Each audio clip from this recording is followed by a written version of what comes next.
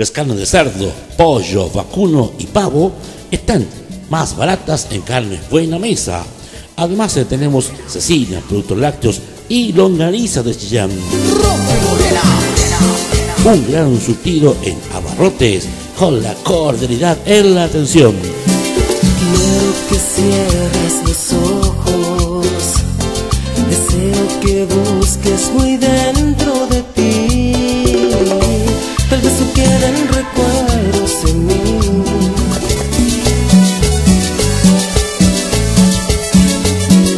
Ya se acabó nuestro amor. Entreténgase y gane con las máquinas y juegos. Carnes Buena Mesa le espera en el Manzano frente a la plaza y los bomberos, atendido por su dueño Richard Díaz. En Cardenal Caro 087 Huacarhue usted encuentra toda la ropa americana y europea con la Gina. La chaqueta de dama que es pluma, vean la calidad, todo de excelente calidad. Tenemos Benetton acá, tenemos de todo marca, todo gusto, modelo y es barato. Todas a 10.000. Tenemos acá zapatos italianos, cuero, son de cuero, todo en perfectas condiciones, están todos a 10.000. Botines, cuero, forrado en cuero, todo 10.000. Tenemos incluso Coco Chanel, son todo italianos. Vengan sin compromiso, suéter, todas las chalecas tenemos 2.000 pesos. Está todo súper bueno, buena calidad. Es para darle algo al pueblo para que nos salgan afuera a comprar, que la gente venga acá, yo los invito, los espero y los atiendo yo. Nosotros estamos analizando algo que todavía lo podemos mejorar, ¿ya? Eso es lo importante, porque a veces siempre llegamos después de, estamos antes de. Y esto hay mucho trabajo y yo también otra cosa que quiero decir acá, que muchas veces la ley en temas tan relevantes como estos deja a la participación ciudadana fuera. Este es un hecho claro así. En el intercomunal la ciudadanía no participa directamente, lo hace a través de sus consejos municipales y en un carácter de consultivo. Y en esta reunión hay miembros de los consejos municipales y hay, muy importantes, dirigentes sociales y de las principales causas de nuestro valle, como son las amenazas que hemos tenido con las termoeléctricas, están acá presentes. Y yo creo que tal como lo definió este el primer taller, creo que también es primera vez que nos involucra algo a todo el territorio. Hasta ahora las cosas siempre las hemos visto comuna por comuna, y está claro que hay muchos, o la mayoría de los grandes temas, no respetan comunas, sino que son supracomunas. Y en esto también contamos hoy día con la colaboración de dos académicos de la Universidad de Chile que da la coincidencia o no coincidencia que son hermanos míos. Ellos se van a presentar y vamos a hablar sobre esto, ¿ya? Así que yo lo primero que creo que es bueno que muy cortito digamos el nombre y qué somos, de qué comuna y qué cargo si ocupamos buscarlo. Fernando Correa, concejal de la comuna de Las Cabras. Concejal de la comuna de Chile. María Teresa González, participo en el comité de medio ambiente de Cotahuasi. Gloria Alvarado Cutera, presidente del comité de defensa del medio ambiente de Ciudad.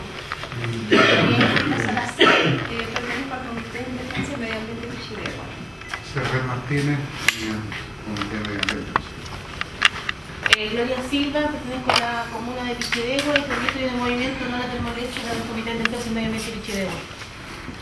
Alejandro Torres, soy el secretario ejecutivo del Comité para el Progreso San Vicente, preocupado del tema de la carretera que nos afecte a 90 viviendas que serían expropiadas en San Vicente. Luis Madariaga, en representación de la Puntilla, tratando de que la nueva bypass no los quite la cooperativa de agua potable de la Puntilla y por lo de ella. Hoy el presidente del Comité para el Progreso San Vicente de Tahuatahua, estamos en la misma cosa que nos dijo nuestro secretario. Manuel Carrillo, Municipalidad de San Vicente. Usted. José González, Comité para el Progreso de San Vicente de Tahuatahua y candidato a concejal por San Vicente. Ignacio Rojas, Universidad Playa Ancha, Centro de Estudios Territoriales y Sociales de la Universidad Playa Ancha. Diego Osorio, director de obra de Las Cabras. María Elena de la Barra, de San Vicente de Aguatagua. María Teresa Rodríguez, concejal de Pichilemu. Don Luis Molina Ortúzar, presidente de la Junta de Vecinos de Polonia. También voy candidato a concejal por la comuna de San Vicente y a esperar que esta reunión que tengamos acá que sea lo mejor para todos. Porque también quiero defender a mi pueblo de Indio, Puntilla, Cayo Mire, que siempre lo he dicho en mi programa radial que tengo de todos los días domingos. Eso es. Gerardo Ramírez, de San Vicente de Aguatagua, también candidato a concejal por la comuna. Enrique Martínez, presidente de la Junta de Vecinos Villa El Cristo de San Vicente de Aguatagua. Ahí está Eduardo Jiménez, presente también. Feliz chilenos, para todo Chile y el mundo. Estamos siguiendo hace tiempo el tema de la contaminación. En los territorios agrarios, como lo llamamos, y contentos pues, de poder compartir con ustedes, digamos, lo que son estos estudios que lo hemos podido presentar en otros valles, esta manera de observar estos territorios, pero contentos porque bueno, este es de los valles que más hemos estudiado.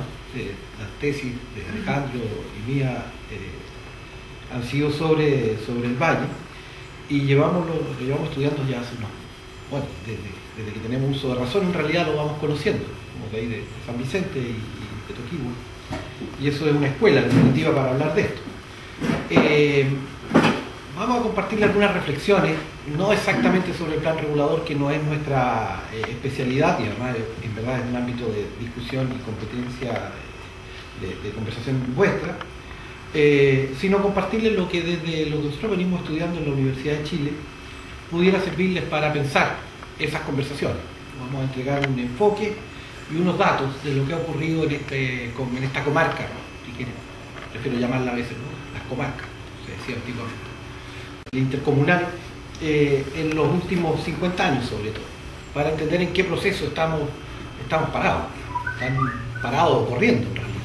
Las transformaciones que están ocurriendo, como ustedes saben, y no hay que contárselo, como si nos ocurre habitualmente en ambientes que no tienen una conexión directa con lo agrario, no hay que contarles lo vertiginoso que han sido los últimos 50 años. Para avanzar el tiempo, vamos a tratar de guiarnos por una presentación que va a estar ahí. Lamentablemente el contraste no es mucho, pero con buena intención creo que se podrá seguir por lo menos los datos principales, lo que no lo leeré, ¿no? Bueno, tal cual está, territorios agrarios es lo que a nosotros nos interesa y consideramos a esta comarca como uno de ellos, uno por lo demás muy significativo, por varias razones, de las comunas que ustedes bien conocen. ¿Qué entendemos por territorio agrario? Para empezar, una definición rápida es que toda zona en que la actividad económica predominante está asociado a los ciclos agropecuarios. No partimos más que del dato básico que todas las personas saben en esta zona de que la actividad económica principal, no la única, ni siquiera necesariamente la mayoritaria, pero la que predomina, la que lleva la cadena del lugar, es los silvoagropecuarios. Segundo, considerar que esta definición, es decir, zonas donde la actividad económica principal está vinculada a lo agrario en general, incluso decimos a veces los piscisilvoagropecuarios, porque aquí también queda los lagos, Puerto Montt, Chiloé.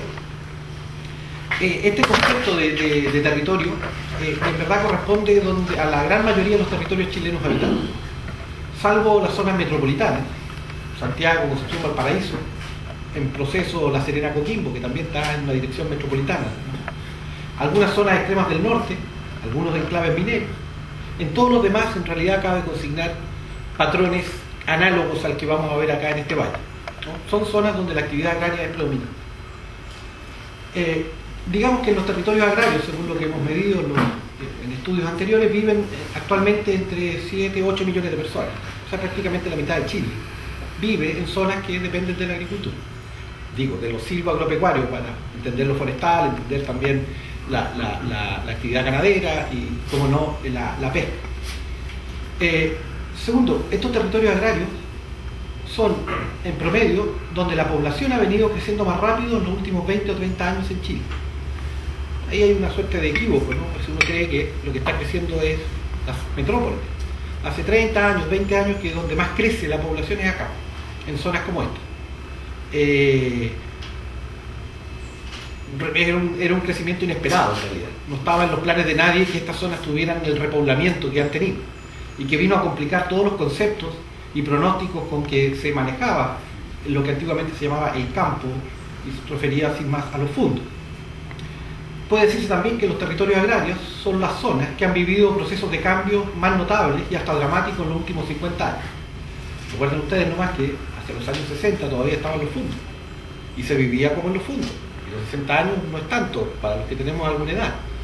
Hay personas que vivieron gran parte de su vida en los fundos y todavía están vivos, digamos, y han vivido todo el proceso posterior. Vino la crisis de los fundos, vino la reforma agraria, vino la refundación capitalista y globalizada de la nueva agricultura, en fin, nada en el campo está quieto, contrario a la idea que hay que el campo es el estancamiento, digamos. Lo que tenemos más bien es un proceso vertiginoso de transformaciones de los que las metrópolis todavía no tienen noticia. Si algo se globaliza fueron estos sectores, no las metrópolis, digamos. Por aquí sabemos que es importante la sequía en Estados Unidos, por ejemplo, el maíz. Eso debe estar conectado. En Santiago puede que el dato no sea inmediatamente percibido. Por último, los territorios agrarios como este, es decir, zonas donde la actividad que manda es la agricultura o los silvoagropecuarios, no han sido estudiados hasta ahora como tales. No se les toma como territorio, sino que se les ha visto con enfoques parciales, a veces económicos, agronómicos, otras veces sociales, pero no ha habido una mirada integradora. Observarlo ahora centrándonos en la territorialidad, la zona como conjunto, la comarca, la perspectiva de valle, creo que permiten abordarlo en todas sus dimensiones como se hará a continuación. Hay dos planos en el que queremos mirarlo y nos permite una observación potente, creemos, de estos territorios, en el tiempo y en el espacio. En el tiempo, se trata de comprender bien este territorio en la dinámica de transformaciones que lleva. El proceso que está llevando de los años 60 y que continúa hoy. O sea, mirar este valle es mirar una trayectoria, no una foto. Todo está cambiando aquí. Viene cambiando hace 30 años y va a seguir cambiando. Enseñorearse sobre este valle significa dirigir ese proceso de cambio. No creer que debe cambiar o creer que se puede evitar que cambie. Pero también en el espacio. Hay que observar a estos territorios como una geografía humana, como una población, una gente que reside y trabaja en un ecosistema sobre, como dicen los geógrafos, una franja de la superficie terrestre. Los límites de cada territorio agrario tienen que definirse caso a caso, según la unidad de paisaje humanamente construido en este caso. Bien, y aquí vamos bajando ya a la cuestión intercomunal. Pasa que hasta ahora la representación geográfica de los territorios agrarios, cuando ha existido, se ha fijado sobre todo en el plano regional y en el plano comunal. Se habla de las regiones y las comunas como las dos grandes categorías para pensar los territorios. De hecho, la información con la que se trabaja viene habitualmente desagregada o por regiones o por comunas. Nunca encontrarán ustedes informaciones intercomunales o provinciales, ¿no? El hecho es que, sin embargo, los territorios agrarios, antes y ahora, rara vez, si es que alguna vez, coinciden con una comuna o con una región. Las regiones se pasan, pues nombran unidades de paisaje imposibles, de modo que lo que vale para una de sus provincias probablemente no aplica para todas las demás. Por eso es tan difícil planificar regiones. Hacer un plan de desarrollo de la sexta región es casi imposible. Algo que al mismo tiempo articule como un solo proyecto a Cardenal Caro con las zonas de Colchagua o Cachapual, probablemente va a tener restricciones importantes. Son unos forestales, los otros son frutícolas, maiceros, con poblamientos distintos. Las comunas, en cambio, sí nombran unidades de paisaje homogéneas y consistentes. De hecho, hay ríos, hay cerros que las delimitan habitualmente. Hay historias, hay toponimias. Sin embargo, hay familias. Se quedan estrechas para referir las microcuencas o cuencas que enlazan a estas comunas productiva y socialmente, y hasta culturalmente y parentalmente con sus comunas vecinas. Ahora mismo veníamos, pasamos a tomar sol y estábamos al frente de una funeraria de amigos.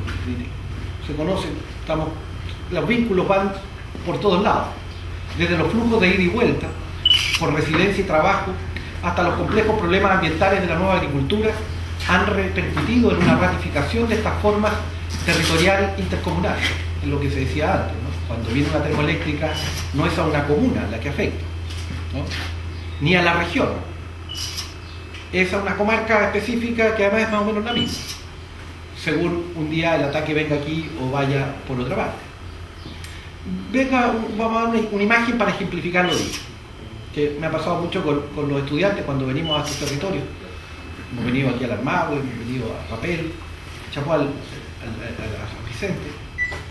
Cuando uno lo ve desde la comuna, el territorio semeja a una ciudad y unos campos exteriores, como que el campo queda afuera. Está la ciudad y el campo a las afueras de la ciudad. Es la imagen que uno tiene cuando piensa como comuna. Cuando uno lo ve desde arriba, desde el cerro, yo siempre hago con los estudiantes, nos subimos al cerro a mirar de arriba también, para ver el territorio. De abajo no se ve sino en una cara muy corta. Desde arriba lo que aparece no es una ciudad ni un campo de afuera, es una red de campos, pueblos, ciudades, caminos, taxis colectivos para allá y para aquí. Es una red de ciudades, campos y pueblos, y taxis. No habría, cuando uno mira arriba, tal ciudad interior y unos campos exteriores. No es que los campos estuvieran afuera. Todo era un conjunto donde por lo demás los potreros estaban más bien al centro, razón social y geográfica de aquellos poblamientos. Vamos a ver cómo la historia de esos potreros explica gran parte de la historia de esas ciudades y de esos pueblos. Es decir, no es que esté la ciudad y el campo exterior, como se dice a veces. Es un sistema, ciudad, campo, pueblos, aldeas rurales, caminos, y antiguamente las micros, hoy sobre todo los que van y vienen, los autitos. Valga otra imagen posible.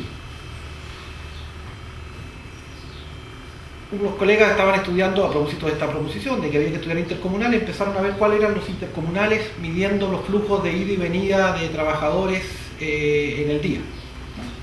Y encontraron los intercomunales, como este, por ejemplo. Les salió redondito que existía esta zona, que había movimientos de ida y vuelta entre todas las comunas, de trabajo, de comercio, de paseo, de parientes, de todo.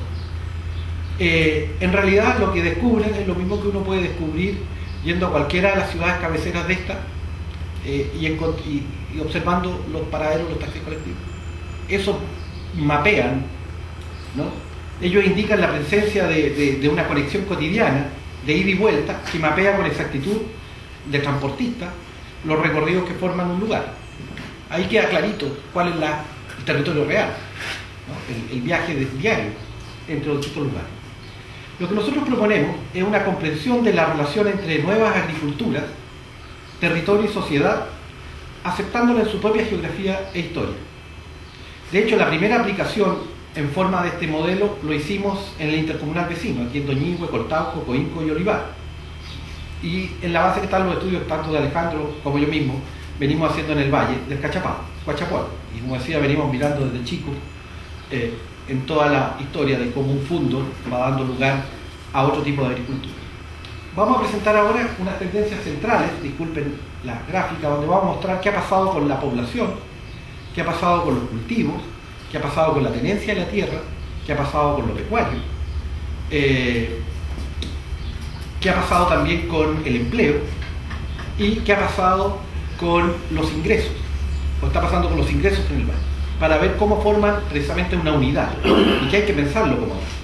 Vamos a comenzar con población. No sé si no se ve muy bien allí, voy a tratar de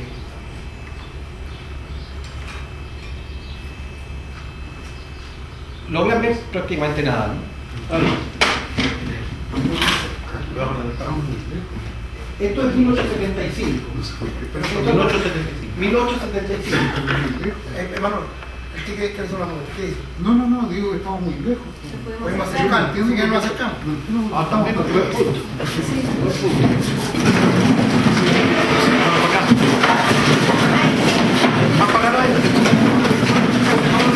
En Miles, desde 1875. Estamos con todos los datos sobre estas comunas desde el primero que está, que parte en 35.000 habitantes había en la comarca en 1875. En 2010 tenemos 104.000. Somos alrededor de 100.000 personas en el valle. Hay básicamente tres fases que ustedes pueden identificar. Una que llega hasta los años 30, que está plana, ¿no? Va de 35.000 a 42.000 en alrededor de 50 años. subió 5.000 personas en 40 años, o sea, prácticamente no subía la población, está estancada. Son fases donde el crecimiento de la población es muy lento porque hay mucha mortalidad infantil. ¿Puedes repetir la cifra final? ¿104.000? 104.000, sí. 104.000. ¿Tan poco hemos crecido en tantos años? Si usted se fija, el crecimiento está acá. Le comento inmediatamente, ¿no? Esta fase 1, que es la fase, repito, del campo tradicional, todavía no plenamente en crisis, pero en su letargo histórico, del mundo, etcétera, con mucha mortalidad infantil, el crecimiento poblacional es muy poco, ya hay migraciones, están ya partiendo migraciones a la metrópoli, pero sobre todo es porque el crecimiento vegetativo poblacional todavía no es muy alto. En esta década, del 30 al 70, comienza la segunda fase de crecimiento poblacional, pero lento. Es la fase donde la población está creciendo a un ritmo muy alto, están teniendo muchos hijos todavía, pero la mortalidad infantil ya está bajando fuertemente, con familias de 7, 6, 5, a partir de los 40. ¿no? Cualquier familia tenía 8 hermanos, mi padre eran 8, la mamá 8 y 8. 8 y 8, porque fuera parejita. Entonces, había 16, ¿no? Ahora uno tiene 1, 2, somos 4 por 1. Eso, 8 y 4 ya para 1. Esto empieza a subir, pese a que había tanto crecimiento poblacional, todo esto, la gente está básicamente en los fondos todavía, está empezando a salir de los fondos, el crecimiento poblacional que está ocurriendo se está yendo completamente a la metrópoli. Es cuando de los 8 hermanos se van 6 a Santiago o a Concepción, o a Antofagasta. Porque aquí el campo no crecía y no podía retener sino un foco de población, algo crece, ¿no? Desde el 40.000 a 60.000, subió un 50% en los 40 años. Básicamente es de que hasta los años 30 la natalidad, nacía mucha gente y moría mucha gente. A partir de los años 30, sobre todo en los años 20, cuando empieza una nueva política de salud pública, ¿no? De la Unión Salvador Allende, ministros a crecer, de todo, empieza a bajar la mortalidad y la natalidad sigue alta. Entonces empieza a crecer, pero paralelamente hay una fuerte migración. Entonces toda la gente que nacía y que ya no moría igual, muchos iban a Santiago, pero ya muchos empiezan a quedar aquí, por eso se ve esa primera etapa de crecimiento, que es muy baja. Ustedes pueden ver, en 40 años crece 20.000 personas, crece un 50%. Crece muy poco. Todo este crecimiento es el que está alimentando el crecimiento de Santiago. La ciudad está expandiéndose con los 6 hermanos que vienen de todos los pueblos, de todas las casas, digamos, de todos los campos, a la misma ciudad o un par de ellos. A partir de los años 70, si ustedes se fijan, hay una segunda fase, que se pasa de 60.000 a 104.000 en apenas 30 años. ¿No? Viene la zona de expansión. Aquí ya el crecimiento poblacional no es tan fuerte, ya no tienen tantos hijos las familias, pero todavía tienen más hijos que 1 o 2. Todo el crecimiento nuevo empieza a quedarse ahora en la zona. Hace 30 años la emigración ya no es a la metrópoli, sino más bien una relocalización interna en la comarca. Y eso cambia todos los cuadros con los que imaginábamos los territorios agrarios históricamente. No era la idea que la gente del campo se iba a ir a la ciudad como una idea simple. Ocurrió que ciudades como San Vicente o Las Cabras empezaron ellas a crecer, ¿no? Y la misma ruralidad a veces desarrolló crecimientos poblacionales importantes, generando una paradoja complicada, que por crecer la ruralidad pasa a llamarse urbana, ¿no? O sea, cuando la ruralidad le va bien y crece, por eso que la ruralidad no puede crecer, digamos, y cuando crece deja de ser rural, ¿no? Por nombre. Si pasa, entonces solo queda como rural la que no llegó a 2000. Pero bueno, tenemos este crecimiento notable de 40.000 en 30 años, estamos hablando de algo así como 12.000 personas, permítanme leerlo. La fase de los 70, digamos, la fase anterior es la crisis del fondo, ¿no? La crisis del fondo, la agricultura esa desfalleciente que no se modernizaba, que no generaba puestos de trabajo y que por lo tanto no podía retener a su población. Era cuando el campo estaba entregado a una oligarquía en lo general que mantenía el inquilinato o similares, mientras la ciudad se industrializaba y por lo tanto atraía trabajadores. La fase tercera, desde los 70, muestra un dinamismo demográfico notable. De 60.000 personas en el 70 se llega a 104 en el 2010. Cada año más o menos 1.000 nuevos habitantes se están quedando en la zona. En una imagen, todos los años hay 1.000 nuevos habitantes de la comarca. Más los de reposición, podríamos decir. Casi 1.000 nuevos habitantes que van a repoblar, puede decirse, el territorio, concitando el salto de las ciudades, el crecimiento de muchos pueblos previamente rurales y la mantención en general de la población en los poblados que todavía son rurales. Esta fase en la que está el valle lo proyecta seguir creciendo demográficamente a ese ritmo, de 1000 personas o algo más, a tener en cuenta en lo que viene, ¿no? Un dato, una relación. ¿Hay disminución en la natalidad? Hay dos cosas. Pero antes un datito, los últimos 40 años creció más que en los 100 años anteriores a eso. O sea, de 1873, incluso más, de 1860 a 1960 creció alrededor de 30.000 personas. De 1870 al 2010, o sea, 40, creció 40.000. O sea, más, en menos tiempo creció mucho más. Y a pesar de que con una natalidad mucho más baja. O sea, ahora sí hay digamos, una crisis de natalidad en Chile en general y en estas zonas también. Y eso se debe básicamente que ya la gente no se está yendo, se está quedando acá, pero no en el mismo lugar, no en la misma casa. Se relocaliza en otros poblados, pero claro, se está quedando. Y eso es porque, como decía Manolo, antes, el periodo anterior, de los 40 a los 70, que cuando hay una alta natalidad, baja mortalidad, perfecto, para crecer mucho, estaba la crisis del fondo, de la agricultura. No había agricultura para retener a esa población. Y había una industria moderna en la ciudad de Santiago que crecía mucho y necesitaba mano de obra. Fantástico, o sea, el equilibrio se daba, de aquí se iban para allá. Ahora no pasa eso. Ahora el auge está acá. El auge económico está aquí. Claro. Y de hecho, Santiago, digamos, usufructa un poco ese auge con todo lo que hay, pero no tiene un auge industrial propio. Y entonces ahí se da un vuelco en la relación. Vuelco que no se ve, que no aparece, ¿no? De hecho, este movimiento, como dice bien Alejandro, es inverso al que cursan las metrópolis como Santiago. Esta historia es exactamente la opuesta a la de Santiago. Allí el crecimiento es máximo en los 60, 70, 80 y se ralentiza desde entonces. Desde entonces el dinamismo demográfico chileno principal está en las zonas agrarias, ¿no? Contra toda idea de desaparición de lo rural o disminución del peso de lo agrario. Las zonas donde más crece población en Chile hace 30 años son zonas como estas.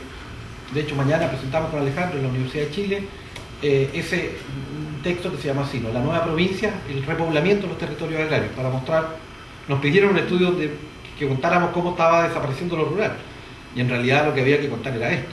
Claro. Veámoslo ahora por comunas. En todas las comunas, San Vicente la que está después viene Las Cabras, Pichidegua, Peulo, creo que es, sí. San Vicente, Las Cabras, Pichidegua, Peulo. En todas las comunas cabe consignar el mismo proceso con sus 3 fases. San Vicente de Tahuatahua tiende a ser equivalente a las 3 otras comunas, tanto al inicio, donde es algo más que la mitad, y hasta el final, donde es algo menos que la mitad del conjunto. Quizás Peumo demoró un poquito el ciclo tercero de crecimiento. No partió en los 70, sino partió como en los 85, empezó a acumular población. Pero toma ritmo mayor ya al final, ¿no? De hecho, también todas creciendo. Como bien marca San Vicente, digamos, por su masa también, que es mayor. Y el otro que Las Cabras, que parte al final, parte atrás, termina siendo ya la segunda. Exactamente, Las Cabras es la que tiene un repoblamiento más importante. Veamos ahora qué ha pasado con lo rural y lo urbano en este crecimiento poblacional. ¿Podemos mostrar el cuadrito mejor? Ese. Quiero mostrarle aquí un par de datos que es medio equívoco este dato y hay que pensarlo. De hecho, para el plano regulador pudiera ser una discusión interesante. Ustedes se fijan en el 2002 aparece el 60% urbano y el 30, o 60.000, digamos, 61.000 habitantes urbanos y 30.000 habitantes rurales. ¿Sí? Rurales se llama lo que viene de menos de 2.000 personas, ¿no? Si ustedes se fijan al inicio, era 1.000 urbanos y 34.000 rurales. Esto es el fundo, ¿no? Así en su plenitud. Toda la gente vive en los fundos y en las ciudades cabeceras apenas el encargado de servicio, el que llegaba ya abría tienda, o era profesor, o era funcionario público, ¿se entiende? Pero la vida estaba en los fundos. Eso continúa latamente hasta los años 40, 10.000 urbanos, 40.000 rurales, o hasta el año 50, 9.000, 10.000 urbanos, 40.000 rurales. A partir de los 60 empieza a crecer un poco lo urbano, pero aquí hay un salto tremendo. En el 82 todavía teníamos 25.000 urbanos y 48.000 rurales. Estamos hablando del año 80, hace de 30 años atrás. Todavía el predominio rural era de 2 a 1, prácticamente. En cambio, en el 92 se produce esta inversión. Lo urbano pasa a ser 46.000 y lo rural quedan 39.000, como que se equiparan, si acaso quieren, ¿no? incluso el urbano ya pasa y luego pasa a 60 y el otro a 30. ¿Cómo explicar este paso? Aquí hay una discusión que hacer. Una manera de entenderlo es que esto se despobló, que lo rural bajó de 48.000 a 35.000, que se fueron 13.000 personas y que después se fueron otras 5.000 más, ¿no? Podría ser. Con todo, nosotros más bien nos hacemos a la... Señor, ¿me permite una sugerencia o una afirmación? Dígame. Porque trabajamos en esos años, en el tiempo de la reforma agraria, y yo fui funcionario de INDAP, lo que pasa es que se vino al campo, o sea, se vino del campo, la parte rural, a la parte pueblo, como el caso de San Vicente, el caso de San Fernando, que los tenemos más cerca, es por la modernización y la mecanización de los fundos. Porque antes eran puntos de 100, 150 personas y resulta que ahora trabajan con tractores o trabajan con otros, hasta con computadores, en que bajó, pero abismantemente la... Dejémoslo como una hipótesis, porque puede ser... No, es que es una realidad. No, está bien. Dejemos como la realidad que usted nos declara, está muy bien. Lo que vamos a plantear es que puede haber también otra interpretación complementaria, porque pueden haber dos fenómenos. Uno de ese despoblamiento que usted señala, como lo indicaba, que tiene que ver probablemente con lo que usted dice, de la mecanización de la actividad agrícola que genera la liberación de mano de obra en plan. Lo interesante, sin embargo, es que estamos hablando del año 90, ¿no? Y esa gente ya no se está yendo a Santiago, estamos en la última fase. Probablemente tenga que ver con que ciertas zonas rurales cambiaron de denominación, pasaron a ser urbanas. Entonces, que parte de estos 46.000 que aquí aparecen como urbanos, como parte de estos 60.000 que aparecen como urbanos, en realidad no son solo por una decisión administrativa. Pensemos la Armahue. La Armahue es urbano, ¿no? Pasó a ser urbano cuando subió cierta cantidad de habitantes, pero la Armahue no ha sido refundado como ciudad, no ha sido rediseñado, no está amanzanado. En verdad la Armahue es una ruralidad desarrollada, digamos, ¿no? Por eso decía la paradoja, que cuando la ruralidad crece, como la Armahue, pero crece con el mismo patrón de siempre. No es que ahora se haga amanzanado, digamos, como la ciudad lo fue siempre, como lo fue Las Cabras, como lo fue San Vicente, como lo fue Pichidegua parcialmente, como lo fue Peumo con diseño. La Armahue es como Toquigua, como Zúñiga, como cientos de pueblos que han crecido. En el caso de la Armahue hasta hacerse urbano. Entonces, pueden estar estas dos explicaciones, vamos a ver luego con empleo, cuál de las dos puede ser cooperar con la otra con más eficiencia, digamos. Pero lo que podemos mirarlo ahora, si tú quieres, en el otro monito, veámoslo todos juntos. Este monito muestra cómo era la composición de la población en la comarca el año 60 y cómo es la composición, según donde vive la población en los años del 40 al 2002. Distinguimos tres tipos que son los que distinguen los censos. Las ciudades, propiamente tales, Cabras, Pichidegua, Peumo, San Vicente, ciudades cabeceras si quieren las llamamos, pero son las ciudades.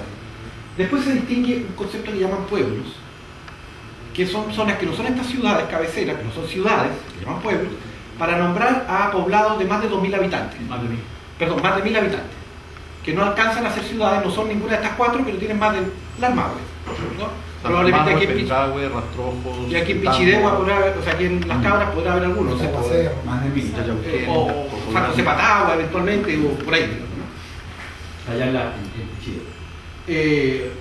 Esos lugares no son ciudades, pero son considerados urbanos, ¿no? No son ciudades como Las Cabras, no son ciudades, de hecho, no les llaman ciudades, les llaman pueblos, pero pueblos urbanos.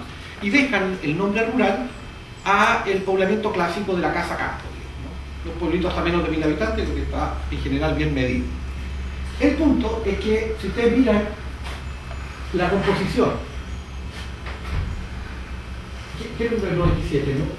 El año 40, toda la población rural era el 82 contra el 18 de las ciudades. Toda esa población rural era prácticamente, propiamente rural, y solo un margen casi inexistente, ni lo logro ver, 3%. De 3% vivía en estos pueblitos, digamos como lo que fuera el equivalente al Armahue en ese tiempo, pueblos de mayor de 1.000 habitantes. Entonces esto estaba compuesto por gente que vivía en los fondos y un poquito de gente que vivía en las ciudades. Los pueblitos esos no existían, prácticamente. No es que no existieran, eran los mismos. La Armahue ya estaba, pero la Armahue aparecía acá, ¿se comprende? En el año 60 la ciudad se mantiene la proporción, pero empieza a crecer esta proporción. Parte de esto se pasan a eso, ¿se entiende? Porque crecieron, entonces del 3% subimos al 15%.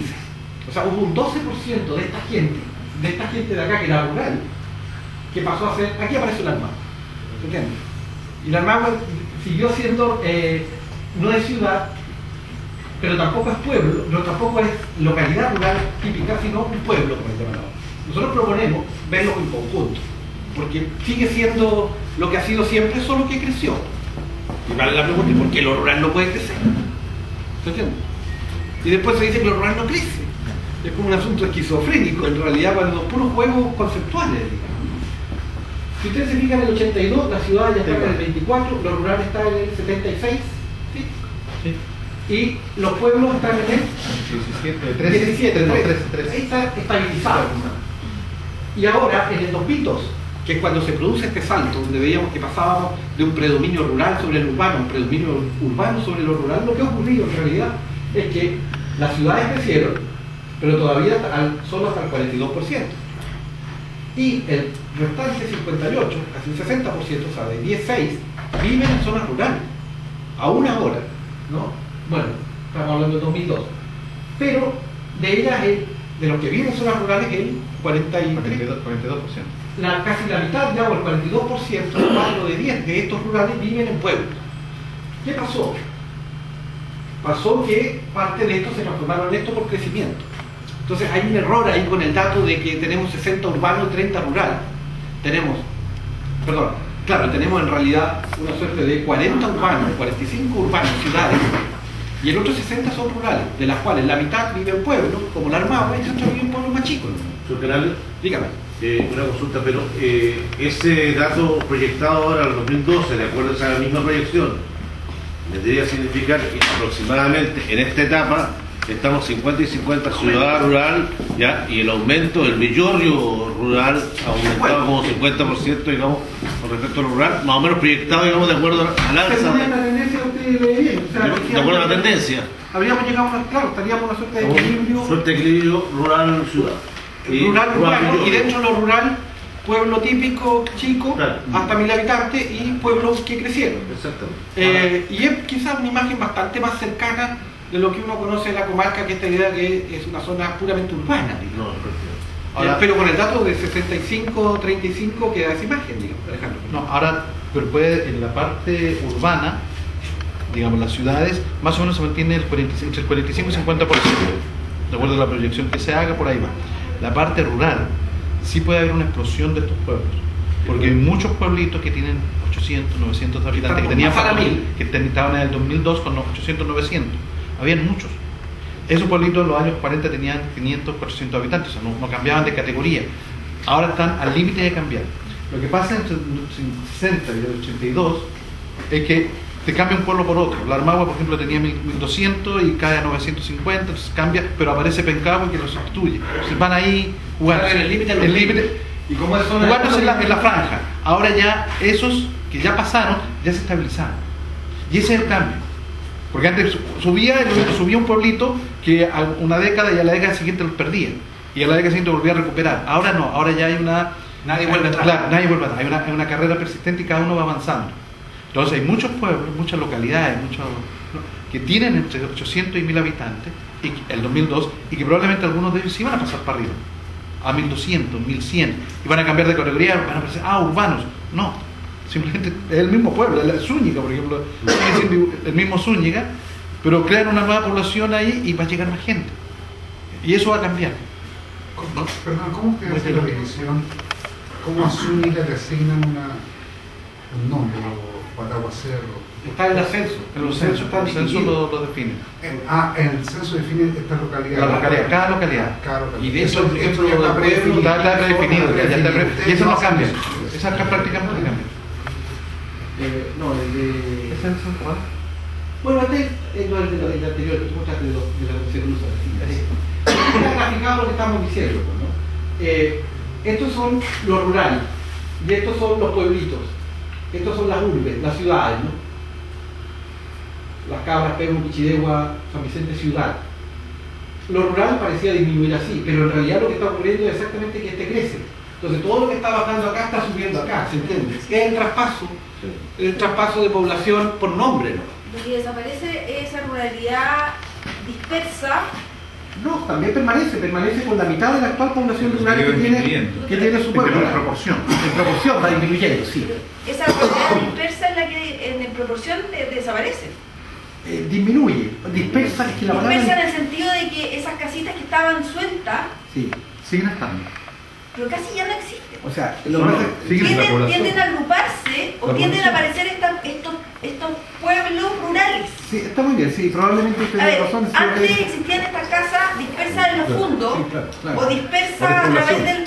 Hoy día se agrupan con la población por el subsidio o en estos mini pueblitos que empiezan a aparecer, pero lo que ya no existe es esa casa suelta. Lo que más bien ¿Dónde encontraba? Claro, efectivamente probablemente hay menos, están llegando a las ciudades de agrado por otra parte que hacen otro tipo de poblamiento de ese tipo. Pero eso es involución creciente. Pero lo esencial, yo creo que los números son súper fuertes. O sea, indican unas simetrías perfectas, donde indican las tendencias gruesas, ¿no? Porque hoy día todo pide servicios. Sí, para cualquier tipo de subsidio, cualquier tipo de ayuda o de construcción, se solicita servicios. Lo rural solo puede crecer. Ahora, lo importante es que lo rural también, veamos lo que pasa aquí, si fijan, si lo rural ni crece ni disminuye. Lo que hace es que se relocaliza. Se reagrupa, pero no necesariamente se va a la ciudad. Se reagrupan en estos pueblos chicos que dejan de ser rural, digamos, la categorización del censo o la categorización de las encuestas deja de ser rural, administrativa, pero no están. Ahora, los pueblitos originarios, o de donde salió la gente, siguen existiendo, con menos gente, pero siguen existiendo, no desaparecen. O sea, Torquigua, Montelorenzo, y así vamos a encontrar muchos, siguen existiendo. Ahora, la diferencia está que, y siguen existiendo incluso realmente casi igual como existían antes, solamente que la gente que se les va yendo, ya no se va a Santiago. Y tampoco se está yendo a San Vicente toda. Se está yendo a Pencahue, a los pueblitos todos intermedios. Podría estar ocurriendo el siguiente fenómeno de este recambio de las poblaciones que puede estar sucediendo precisamente porque lo que decía ella es verdadero. La gente se está reagrupando, hay nuevos servicios, nuevos sistemas, hay cooperativas, hay agrupamientos, y entonces van acumulando población rural y se van transformando en pueblos, y las casas separadas dejan de existir por este traspaso de la población. ¿Podría ser esa la razón? Sí, o sea, lo que ocurrido es que se han densificado algunos pueblos rurales, algunas localidades rurales típicas, y las otras se han mantenido, y por eso que parece que desaparecen, pero si ustedes se fijan, si suman rural, fíjense con esta relocalización, si suman rural pueblos al inicio, ¿cuánto ahorita tenías? 40.000 personas, 42.000 personas, si lo suman ahora al final, estamos hablando de 60 años después. Si lo vuelves a sumar, ¿cuánto hay? Hay 50.000. Entonces, lo notable es la permanencia de la ruralidad del valle. ¿Se entiende? Pero lo que pasa es que yo creo que comparado con otros países, no es la misma ruralidad que había. Se queda porque le van llegando nuevos beneficios y requiere y pide más beneficios. Y por eso se va y como la sociedad va creciendo y van creciendo los servicios, van asistiendo a esta gente que no va en busca de nuevas oportunidades. Lo que pasa es que en otras partes se despuebla. Eso es lo notable.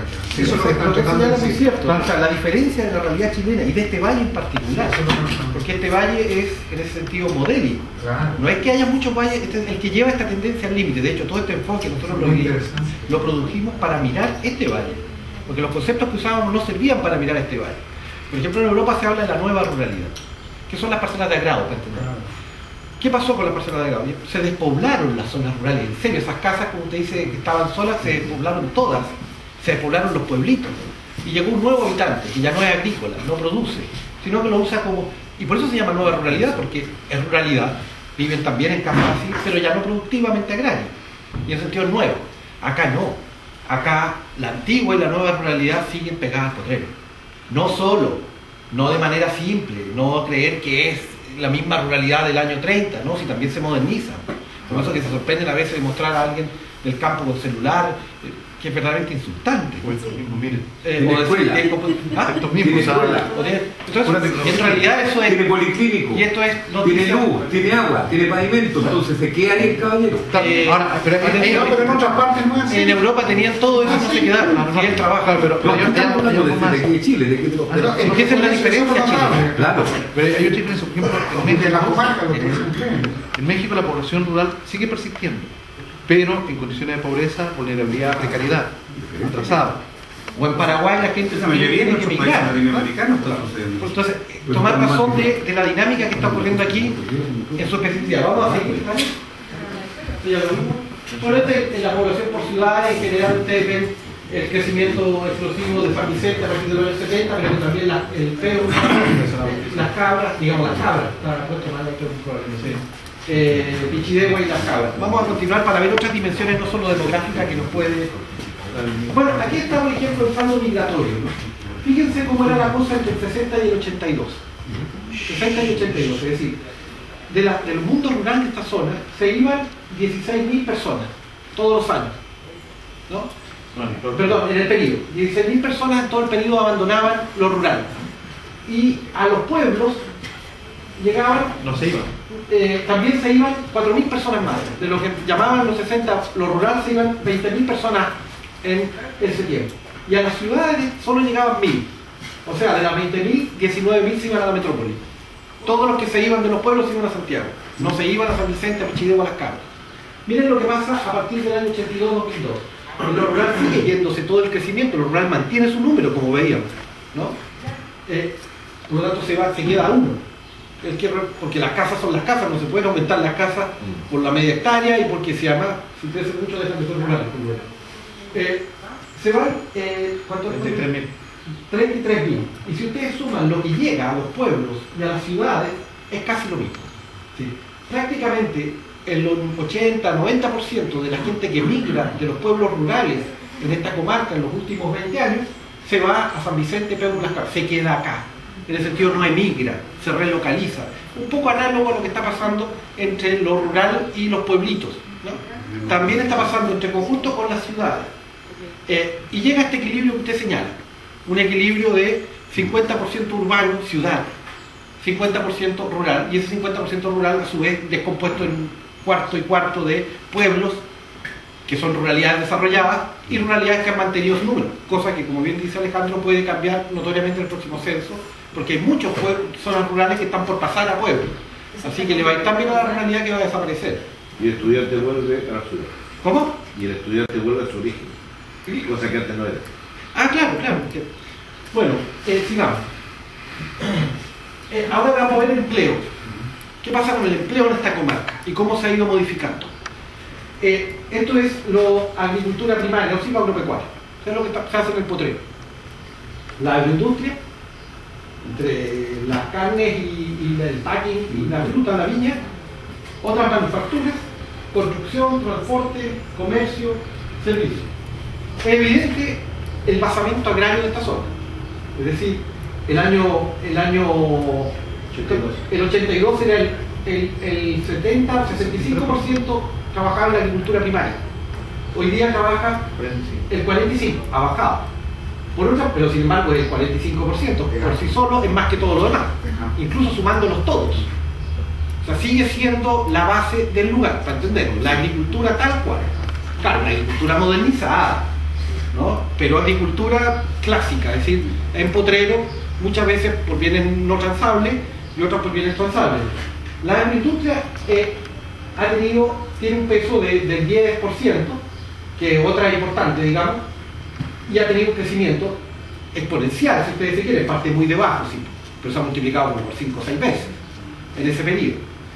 Lo otro tiene porcentajes de ocupación de mano de obra prácticamente menores, entre transporte, construcción, otra manufactura, alcanzará el 10%, le harán el peso a la agroindustria, así es que comercio, que tiene también su parte y crece, fíjense, crece igual que la agroindustria, según los estudios que nosotros hemos hecho, el comercio crece donde creció la agroindustria, no al revés, ¿no? No es el comercio el que mueve la cosa, el comercio llega cuando hay gente que se quedó. Lo mismo en los servicios.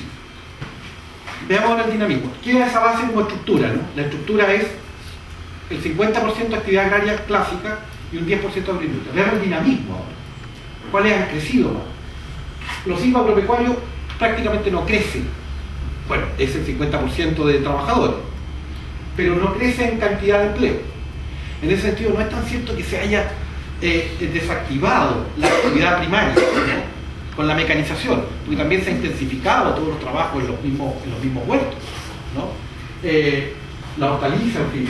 La agroindustria, en cambio, ha tenido que tiene el dinamismo, esto es anual, Alejandro, anual, crece casi al 9% anual. O sea, en 10 años está más que duplicada. Es un ritmo muy alto, pero repito, todavía está allá abajo en el 10% de la estructura productiva, no creernos que es lo que explica el movimiento. ¿Estamos viendo? Sí. Y saben que en la agroindustria hay un tema que en esta comarca, la comarca, la única agroindustria que hay, porque no hay agroindustria de forma. Las viñas también. Sí, no, la faenadora y los patos. Nosotros estamos al debe de lo que es el concepto verdadero de la agroindustria, que es darle valor agregado al producto agrícola. No tenemos ninguna agroindustria en nuestra comarca. ¿Las bodegas vitivinícolas son agroindustria? No, de acuerdo, o sea, si yo lo entiendo con ese concepto, hay gran valor. Sí, pero ¿a qué voy? Por ejemplo, acá no se le da, yo digo, por ejemplo, un cultivo importante es tomate con cepeda. ¿Dónde está la agroindustria? Y uno se pregunta por qué. Están en comunas chicas, están en Quinta Piscopo, están en Mayor, están en Teno. Pero el dato, ¿cuál es? Nosotros no tenemos ninguna agroindustria que dé valor agregado a la agricultura, digamos, anual, ¿ya? Que ahí se puede crecer. Que se puede crecer enormemente. Y la pregunta es, primero, constatar el hecho, que no existe. Segundo, que realmente tendría un tremendo impacto a todo lo que vemos, que el comercio crece, que se localiza la gente, todo. Y la pregunta es, ¿por qué no ha ocurrido? Nada más. ¿Por un tema transporte? No sé, yo creo que son cosas que tenemos que entrar a investigar. El debate al final, porque sí, de acuerdo. Aquí un solo dato que parece escrito en la paz, digamos, que tiene que ver con el equilibrio que usted decía, y es la ocupación agroindustrial, ¿dónde viven los que trabajan en la agroindustria? ¿No? Que una imagen era que viven todos en las poblaciones de las ciudades cabeceras, que es la imagen clásica, ¿no? O sea, porque esas poblaciones de hecho han nacido al calor de ese crecimiento, aparentemente. Pero si ustedes se fijan, en las ciudades cabeceras, o sea, en las ciudades, las 4, vive menos del 40% de los trabajadores agroindustriales, ¿no? Casi el 60% vive o en una zona rural donde vive el 40%, casi lo mismo que en la ciudad, solo en los pueblos rurales, más en los pueblos donde vive otro 24%. De 10 trabajadores de agrosuper, digamos, o de toda la agroindustria, 6 viven en zonas rurales, las clásicas y las más desarrolladas. Lo que implica una cuestión interesante. Ustedes se imaginaran que todos los obreros agroindustriales, con la estacionalidad muchas veces del empleo, por ejemplo, vivieran solo en las ciudades, ¿no? Generaría un paisaje social bastante fuerte. Este equilibrio permite articulaciones entre minifundio y agroindustria, por ejemplo, ¿no? Tú vives en el pueblo, en el invierno, tienes tu casa, tienes tus pollos, tienes tu vida, digamos, ¿no? Si todos ellos vivieran solo en la población de San Vicente, en las Nuevas o en las Cabras, ¿qué pasa en invierno? ¿Se entiende? Esto permite un equilibrio ecológico-social bastante notable, digámoslo así. Permite compensar fallas notables de nuestro desarrollo agrario, que es la estacionalidad, que después todos exportamos clima, ¿no? Genera esa restricción, en cambio este tipo de poblamiento ha terminado por ayudar. Claro, ahí está la cosa cultural, ¿no? ¿Cómo no? Hay una resiliencia cultural. Y la potencia en la ruralidad de este valle, ¿no? Es una ruralidad potente. No es lo que está pasando, vamos, vengo llegando por ejemplo de Magallanes, ¿no? Donde el tema era qué hacemos con los estancieros, familias campesinas, entre comillas ganaderas, de reforma agraria, que ya quieren irse de la Patagonia, quieren irse a vivir a la ciudad por venir ¿no? Entonces, ¿cómo lo hacemos para que no se vayan?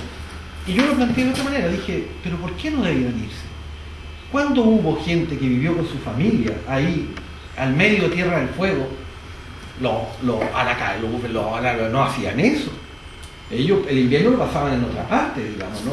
Eso se trata de una ruralidad dura, donde la gente se está yendo, que a lo mejor nunca debió ser habitado de esa manera, sino que vivirlo como una ruralidad nómade, ¿se entiende? Como lo han sido todas las ruralidades ganaderas. salvo en estos valles, digamos. Entonces, que a lo mejor está bien que ellos vivan en Porvenir y que ahora tienen jeep y pueden ir y están en 1 hora, en 40 minutos en su estancia y están por el día o están 2 días, como lo han hecho todos los vaqueros del mundo, digamos, ¿no? O sea, no es llegar e instalarse en medio de Tierra del Fuego toda una vida. Entonces la señora que ya está con sus 65 años dice: yo no quiero ir, la tierra subió, quiere vender. Lógico, déjenlo que se vaya por venir. El punto es que no vendan la parcela y que puedan seguir siendo ganaderos, que haya pequeña ganadería, digamos, ¿no? Pequeña, ustedes saben, allá son 500 hectáreas, que son 500 ovejas, tampoco es mucho, ¿no? Pero eso ya no da más. O en Paraguay la gente también se está yendo. Acá no, acá esta es una ruralidad muy adaptada, porque tiene buenos suelos, porque tiene buen clima, porque tiene buena cercanía a Santiago, porque esta es de los valles más prósperos, entre comillas, de todos los valles de Chile, ¿no? ¿Acaso comparable con Quillota, Limache? Y cuesta encontrar otro, quizás alguna zona en Puerto Montt.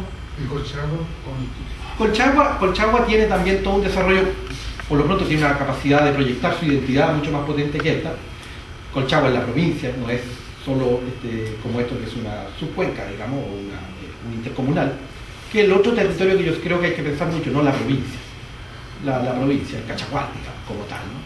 Que otra unidad que no se piensa, porque nada se planifica a nivel de provincia ni a nivel de intercomunal, todo en regiones, que no se puede porque no es unitario, o a nivel de comunas, que no alcanza porque los territorios reales donde está los subsumen, digamos, ¿no? Y le pasan cosas que están vinculadas al lado.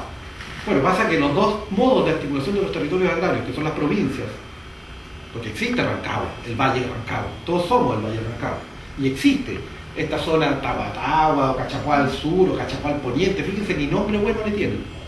¿Por qué es Cachapual Poniente? Pero también es Cachapual Sur, digamos.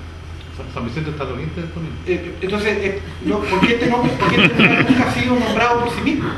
Esta es una denominación que viene, quién sabe de qué. Bonito sería ponerle nombre al lugar. Sí, tienen que no ser. te cambien el nombre cuando te fuiste. ¿Ah?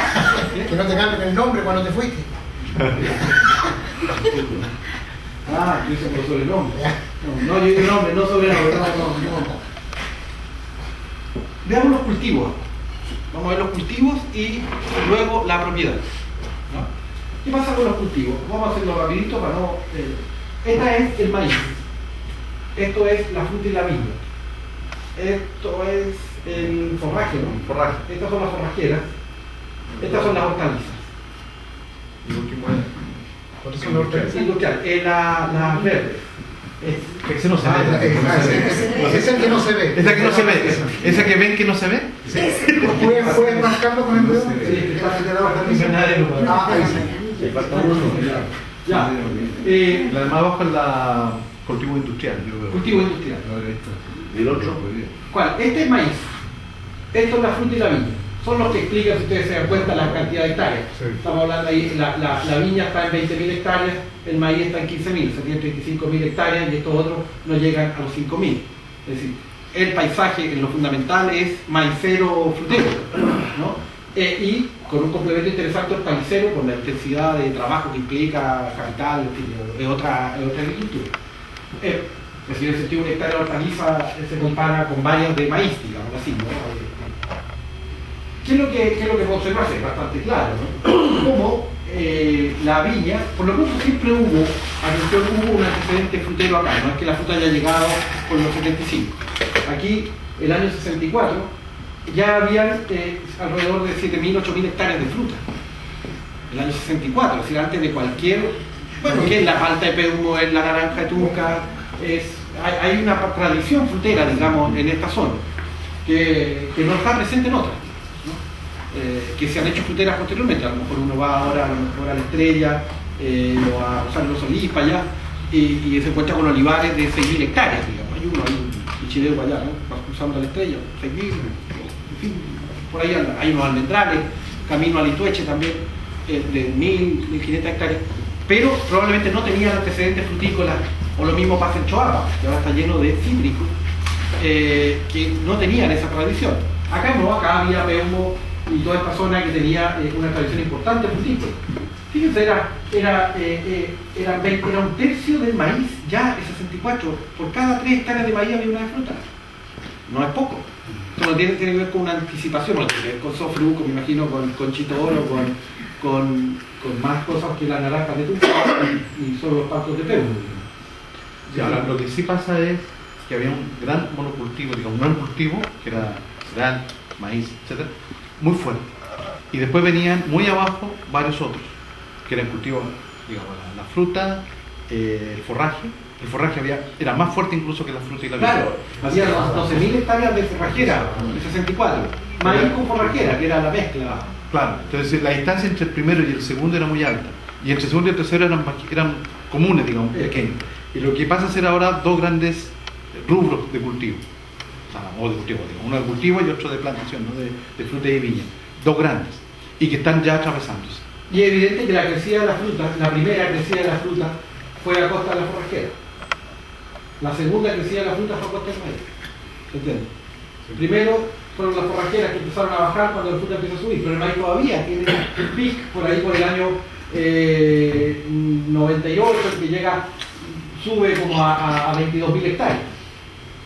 Pero baja desde entonces, del 97 al 2007, 10 años, baja desde 23.000 hectáreas a 15.000, o sea, está perdiendo 8.000 hectáreas en 10 años, casi 1.000 hectáreas anuales. ¿Hay en marginal la incorporación de los cerros a las viñas? No. A 12 kilómetros de la ciudad de San Vicente de Tahuatahua se ubica en el sector norte el Oasis. En el Oasis usted encontrará las más ricas y sabrosas empanaditas de pino. Sí, las caldúas están aquí en el Oasis, todas con carne de vacuno, netamente seleccionada. El más exquisito pino y las sabrosas hojarascas. Las ricas tortillas de rescoldo con y sin chicharrones. En el Oasis, pídalas llamando al 66 81 78. Empanadas de champiñón queso, las tartaletas, los pies de limón de naranja, una gran gama de tortitas y exquisitos pasteles caseros. En el Oasis, una gran gama de pasteles. Además, deguste los ricos chacareros, el lomito mayo. Así es, en el Oasis, ricos chacareros, el lomito mayo. En el Oasis, recuerde, el Manzano número 5. Le esperamos.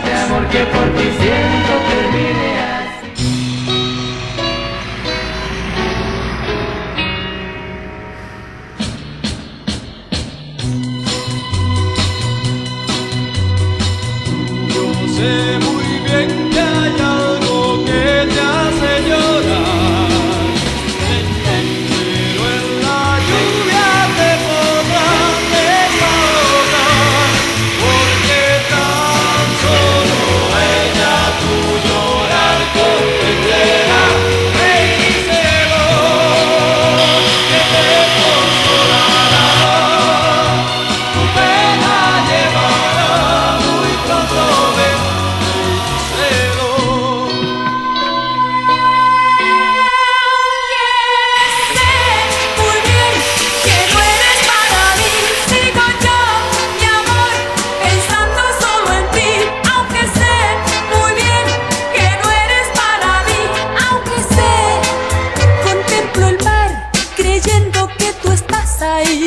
Siento que el sol quema toda mi piel, esperando que tú vuelvas pronto a estar, aunque sé.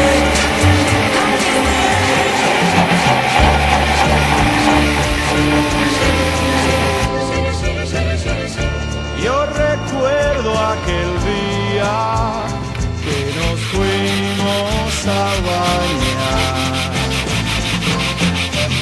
Yo soy el Che y los espero aquí en el Manzano 9. ¿Dónde? ¿Dónde Rooney?